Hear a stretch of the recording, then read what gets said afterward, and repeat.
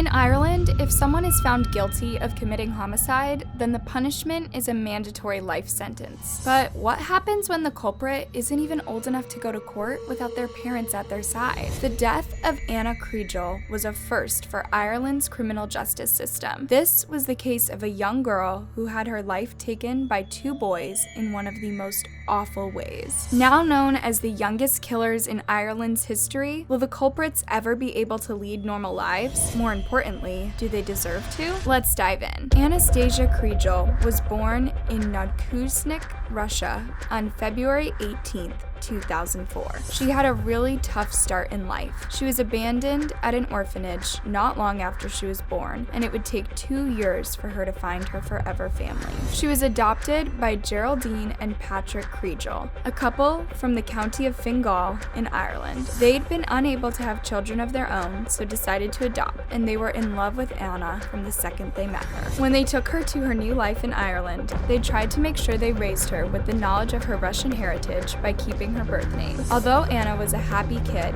and she loved her parents, she had difficulties with school and making friends her whole life. Because she was already a toddler when she was brought to Ireland, she was pretty far behind on her English language skills, which made going to school challenging. Although she didn't really care that much about studying, Anna loved sports and she was super athletic. She started dancing at a young age and continued throughout her life, as well as competitive swimming. She also had a bunch of health issues. She once had to have a lump removed, which made her pretty much deaf in her right ear. She also had really bad eyesight, and as she got older, suffered from horrible pain in her body because her bones grew faster than her muscles. Whether it was her athleticism, her genetics, or a combination of both, she looked way older than she was. At 13, she stood 5 foot 8 inches tall, and strangers sometimes mistook her for an 18-year-old. Unfortunately, her height and her difficult past made her the target of mean comments from other kids. Anna had a tough time making friends, and usually spent time with kids younger than her, especially her younger cousin. This made her way more naive and innocent than someone her age, so much so that her teachers were worried about her starting high school. The nastiness from other students only got worse when she did start high school. Like most teens, Anna spent a lot of time on social media, and she was always subjected to online hate from her peers. Her parents got so worried that they started taking her phone away in the evenings, and they would go through all the mean messages and comments she received. They discovered that for some reason, Anna had created fake accounts and used them to say bad things about herself, along with kids at the school. Her parents decided to send her to counseling. She started attending after-school sessions with therapists in the weeks before she died, and she was actually getting better. That was until May 14th, 2018. That day, Anna walked home from school to eat lunch before heading out to her counseling appointment. When she came home that afternoon, she tried to call her mom, but she didn't pick up because she was in a meeting. The last time Geraldine ever spoke to her daughter was that morning, when she kissed her goodbye on the way to school. Anna's dad was in the garden, enjoying the rare amount of sunshine they had for a day in March. At around 5 p.m., someone knocked on the door. It was a teenage boy asking for Anna. When her dad told her the boy was at the door for her, she looked confused. Anna knew of the boy because they went to the same school, but they weren't friends. Anna went and spoke to him anyway, a conversation that Patrick didn't overhear. Anna told him she was going out but would be back soon, and gave him a big smile before leaving her home for the last time. When Geraldine came home from work and found Anna still wasn't home or answering any of her calls, she became concerned. It was out of character for Anna to go walking around in the evening with boys, but even weirder for her not to answer her phone. Geraldine sent a stern text telling Anna to come home, but there was no reply. She and Patrick ate dinner, then she went out looking for Anna. She was nowhere to be seen. Back at home, they logged onto Facebook and started looking for the boy's profile.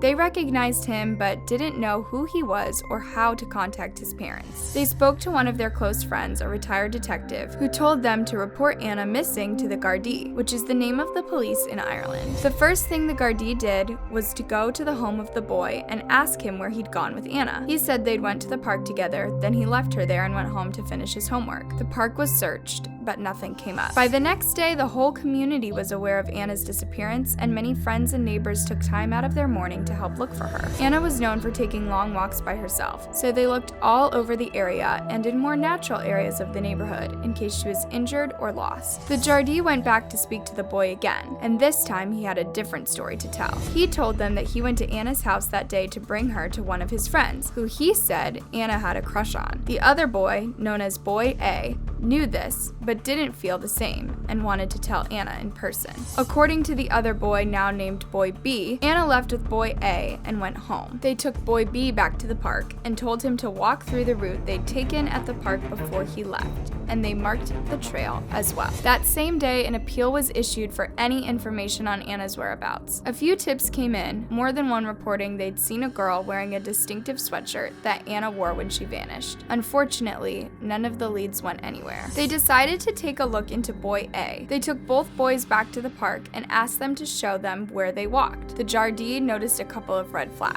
One was that Boy B was trying to walk down a different path than the one he originally shown them, as if trying to lead them away from something. They also noticed that Boy A was walking with a limp. Boy A said he was jumped by two men after meeting with Anna. He had injuries to his leg, arm, and a cut on his face. The Jardí thought this was really weird and decided to take the boys to the station to make official statements. Their stories matched up. Boy B gave the story he'd already told them, that Boy A asked him to bring Anna to the park so they could talk, and Boy B left them alone. With both boys acting strangely and no sign of Anna, the Jardí were now super worried something bad had happened to her, and they made the search more urgent. They found Anna on May 17th. Glenwood House was an old farmhouse down a path leading away from the park where Anna was last seen. The house had been abandoned for years and was known as a huge hangout spot for teenagers. That day, a search team was sent to check out the house. They had to be careful going into the house.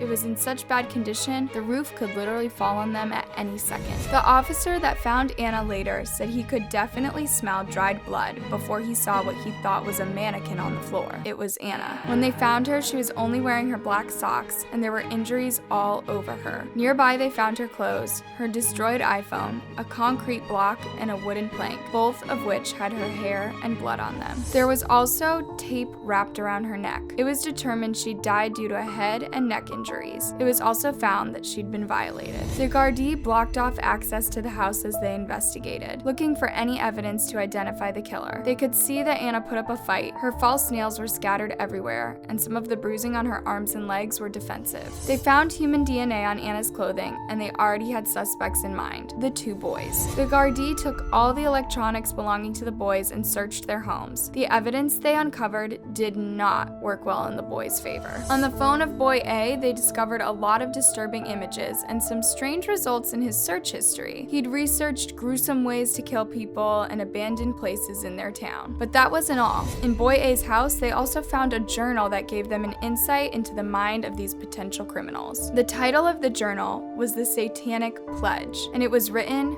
by Boy A. The book contained drawings of pentagrams and other images related to Satan, as well as a list of rules about the club. They weren't allowed to talk about God or Jesus, don't talk about the club, and most disturbingly, act normal, like nothing happened. Boy A and Boy B were charged with causing Anna's death, and Boy A was also charged with violating her. They appeared at court with their parents. Boy B held his mom's hand during his trial, and reports said it was difficult to imagine they'd done such a terrible thing. The story told to the jury was that Boy B had lured Anna to the park to meet with Boy A. From there, they all walked to the abandoned house where Anna died. Boy B left the scene at 5:50 p.m., and Boy A left 10 minutes later. The Jardí managed to figure out thanks to CCTV in the area. There was evidence to suggest the crime was planned. A couple of weeks before anything happened, Boy A asked Boy B over text if he'd ever wanted to kill someone. Boy B said no, but asked who Boy A wanted to kill. He named Anna. They were found guilty of their crimes, and the discussion around their sentencing was tricky. The age of the culprits was taken into account when deciding their sentence, as well as the severity of the crime and whether or not they could be rehabilitated. Boy A was given a life sentence, but it may be reviewed in 2031. He was sentenced to a further 8 years for violating Anna. Boy B was sentenced to 15 years in prison, but his sentence will be reviewed in 2027. They are the youngest people